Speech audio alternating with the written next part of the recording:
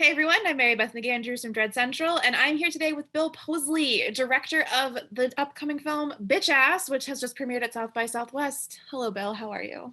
Good. Hi, how are you? I'm so good. I'm so excited to be chatting with you about this movie. But before we jump in, can you just give our viewers a quick little overview about what Bitch Ass is about? Yeah, really fast. Bitch Ass is a a film that is an homage to like all the like hood horror movies that I grew up falling in love with and watching like in the 90s. And this particular one is about a young man named Cecil who gets bullied in his neighborhood, and on a gang initiation night he gets jumped and left for dead. And so they thought that it was over, and then cut to 20 years later, the year is 1999, and that gang on another initiation night is tasked with robbing a house.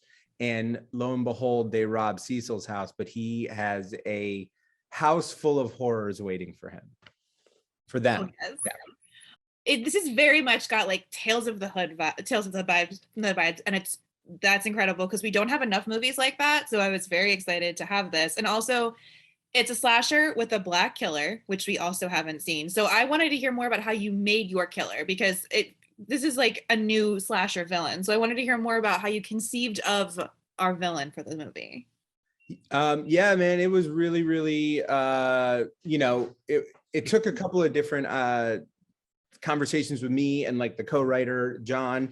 And so we were just basically trying to figure out like in what spaces had we seen black killers before and what spaces hadn't we seen them, right? Yeah. And so one of the things that we realized is like in the slasher space, there were two places we hadn't seen, like you said, slasher, but also we hadn't really seen like that like Saw, Jigsaw, like kind of that cerebral kind of like torture either. And so we wanted to have fun, like kind of merging and melding those two ideas together. And so we wanted somebody who had a revenge kind of past, similar to Jason, somebody who was kind of bullied, left for dead, like all of that stuff. But we also wanted the fun and playfulness of Jigsaw. And so in order to combine those two ideas, we had somebody get beat up, but not ultimately get killed. But we also wanted them a reason for why they were building these games, right? And we couldn't steal from Saw, where it was that these people weren't living their lives to their fullest or did something dastardly in their lives, and this is how they atoned for it. So what we decided was, what if this person was like stunted in their growth, right? What if they were arrested in their development? And so we made somebody who loved board games and loved all this childhood stuff. And the minute that he got jumped, it stopped.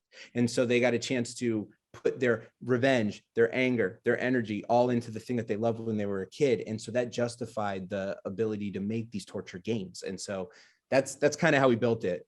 And Yeah. I'm also curious about like the aesthetics of our killer. It's pretty simple, it's pretty simple, but it's effective. And so I wanted to know what it was like kind of building his look, because I'm always so fascinated on how you build that iconic look for a killer. Oh yeah, it was the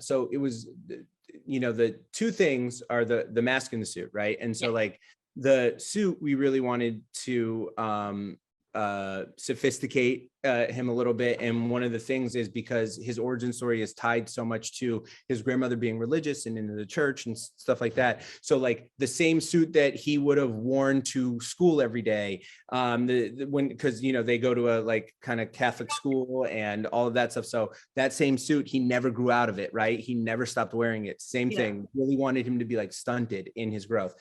And then the red tie. So every player in this movie has a color, right? And so like we wanted the Q's character to be blue and the gang to be yellow, and like Bitch S is very much red, but we didn't want him running around in this red suit and it being kind of cartoonish. So we decided to just really have this really poppy, saturated red, and so that was the tie. And then the mask. So I really wanted this like Phantom of the Opera like kind of thing where there's this character that when you first meet them, it's just all scary and horror and terrifying and all this stuff. But as it grows and as you continue to learn about him, you empathize and fall in love as you like start to hear their story. And so we were like, okay, we can't do the Phantom Mask, but what's our version of that? So we were like, oh, what if we did a double-sided black version of it? And let's, why would he wear one? Why would he cover his face? Okay, what if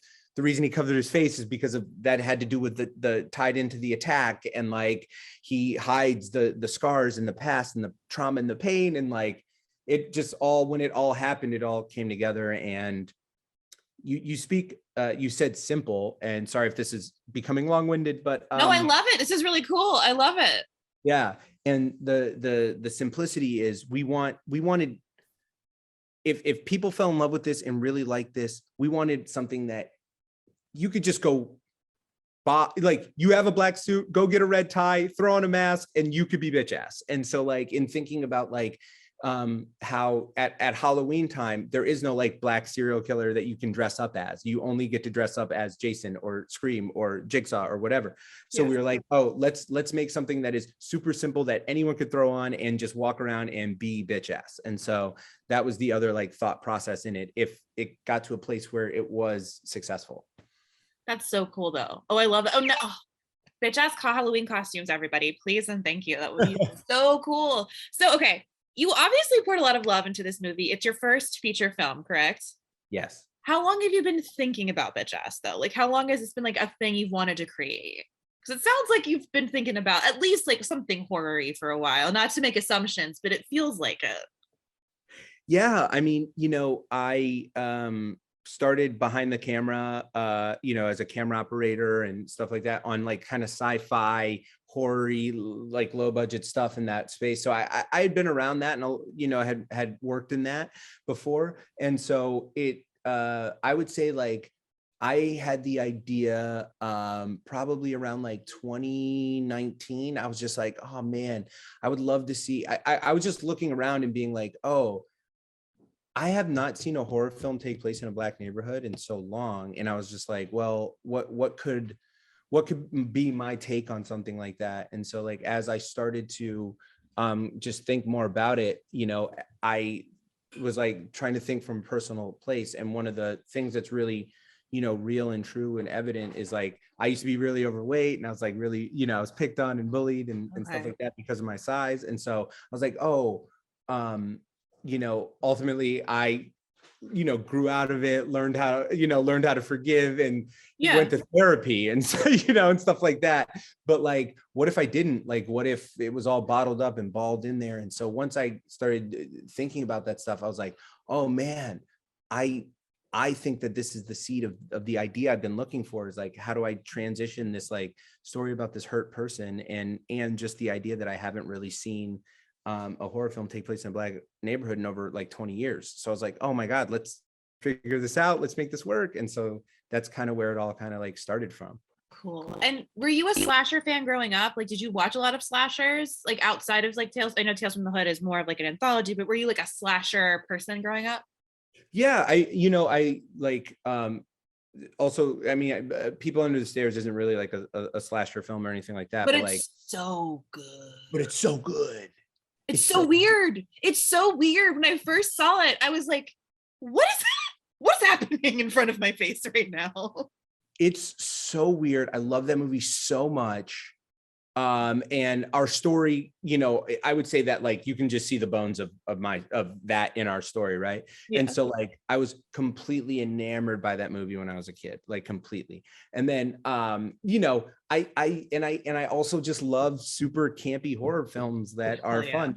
Leprechaun, like I probably burned Leprechaun, all the one-liners, him chanting about his gold, it was so good. And theatrical, like, Warwick Davis is just so theatrical in his performance, and like it's so good.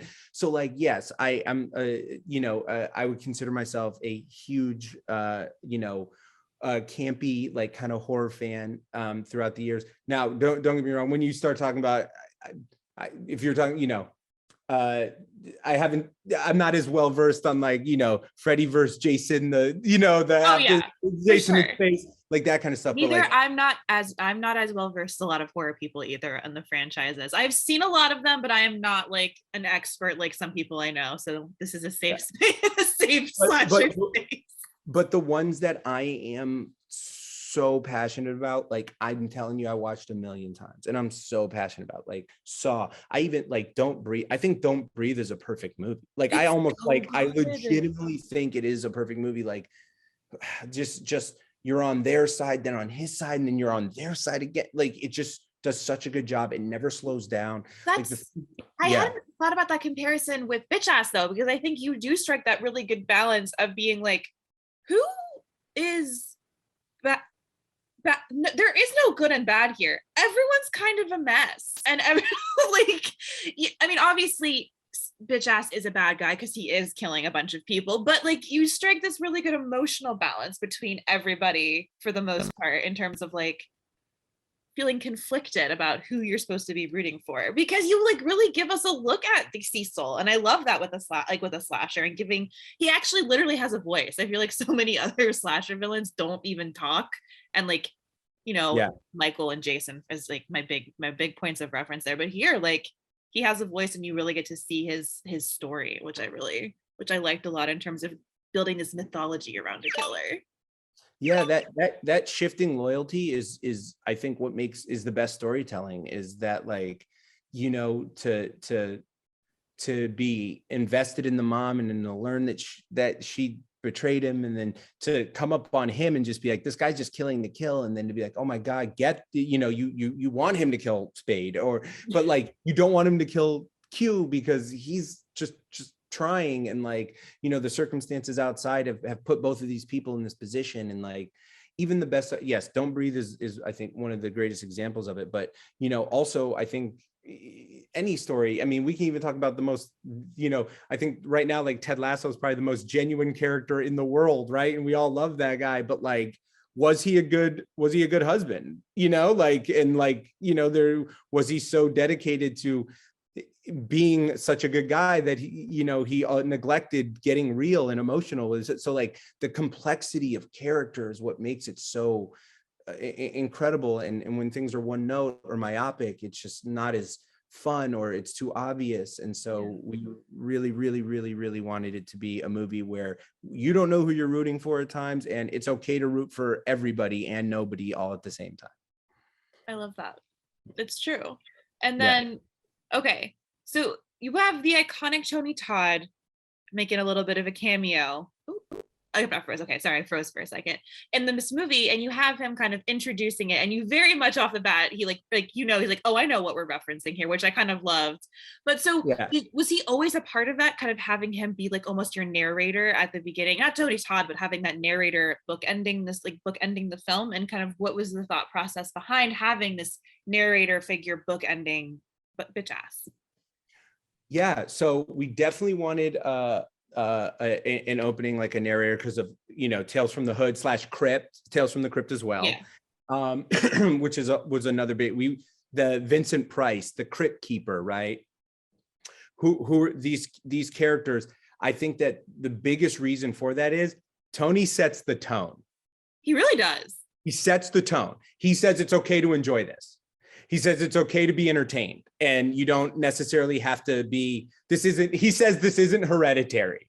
You know what I mean? Like, this is not that film. This is something completely different, right? So we wanted something that could set that tone. And so the narrator was something that we really, really wanted because of those old things that we'd really, really loved. Cool. So then in regards to Tony, we just thought Tony was unattainable at first. We were like, too big. Candyman's about to come out, the new version, like forget, he's like gonna blow, there's no way. So we initially reached out for Clarence Williams from Tales from the Hood. Unfortunately, he had just passed. Yeah. Like literally we reached out and we were talking to his manager, and she's like, I don't know if he's gonna be able to do it. He really only does things for friends now and this. And so we were like, okay, let us know what we have to do. And then like, honestly, like, I think it was like 3 or 4 days later he had passed. So we were like, oh my God. Oh my God. That's so weird. It was so weird. And so we were like, okay, we were like back to the drawing board, and then we were like throwing out, we were like James Earl Jones, like we were like who's the, who could do this? And then so then it was finally like, you know what, dude, let's just try Tony, like let's just try and reach out to him. So we reached out to his manager. It was like, what do we have to do? He was like, look, I don't know if he's gonna do it. He's very selective, but if you write him a letter and send me a trailer. Write him a letter. I love Yeah. He's like, if you write him a letter and send it, and you send it a trailer, I'll send it to him. That's the best I can offer you. And so we wrote this letter, read it a million times, and was like, does he think we're cool? And then like sent the trailer, and we just like waited, and then his manager sent an email back that was like, Tony wants to talk to you. And I lost it. Like I freaked out. I was like, oh my God. He called. I would have cried. I would have been like, are you joking? Like, are you messing with me right now? The amount of times I locked myself in a bathroom and was like, you're going to say it. You're going to do it, and ran after two. And like ran after two, or said it the third time and ran, and like, like it was just crazy. And so we were at the I was waiting for his call. It was noon. I was like, nobody bother me. Tony's calling. Don't look at me. Come on, talk to me. So he called, and I said, hello. And he said, and all I heard was Mr. Posley. And like in that voice, in that like bone earth shattering, ground shaking voice. And so I just was like, and we talked, and turns out we were from the same area. He's from Hartford, Connecticut. I was from Springfield, Massachusetts. They're like, oh, cool. Oh, you're an East Coaster too. Me too. Yeah. And he was like, you know what? I like you. There should be more Black storytellers in this space. Let's do it. And so I was like, oh my God, it was amazing. So we scheduled the time, set it up, and he came out, and man, when he was on set, we were just like, dude, the first moment he opened his mouth, the whole chills went down everybody's spine. I forgot to yell cut when he was done. I was just in awe. I was like, I'm sorry, I'm more professional than this, I swear. And so he was like just so cool and completely professional, and made us feel like we were working on something big. And whether it was for this or not, he really made it feel like he was like tipping the cap and passing the torch and making us feel like we were next, and that was really, really cool. But that's so cool. Yeah. Holy shit. Wow. What a cool guy. He was amazing. That's amazing. Okay. So I'm curious, you love Tales from the Hood. What's your favorite segment from it? I watched this recently, so I would love to know what your favorite segment from the film is, because I always like to ask this question. Yeah, so it's a two-part answer. Okay. David Alan Grier getting twisted up. Yeah. It's love it, love it, love it. And then when Clarence Williams goes, it is the shit. Like he just said, it's just such a weird, the way he said it, or like he goes, oh, the shit. Like just the way he says it is so weird and off-putting and bone-chilling, and just, it's so good. No, my favorite is when he's in the basement turning off the lights with his finger with the light bulbs. Yeah. Oh, he's so good in that movie though. Okay. Final question for you. And you cannot say Tales from the Hood. You can't say that. If you were going to double feature Bitch Ass with a movie, what would you do? Because I know you answered this for Letterboxd, and I know you said Tales from the Hood. So was there another movie that you would double feature with Bitch Ass? Yeah. That's no problem.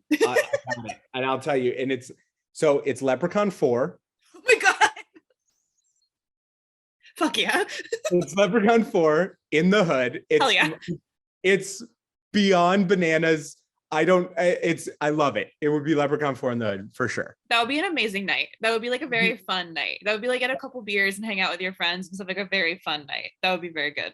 That's an Alamo night, right? Like it's an Alamo Draft House night. That's like a drive-in night. That's like that kind of, yeah. That's amazing. Yeah. Well, Bill, thank you so much for chatting about Bitch Ass with us, and good luck tonight on the premiere. Thank you so much. I appreciate it. Thank you for loving it. Thank you. I really appreciate it. It means so much.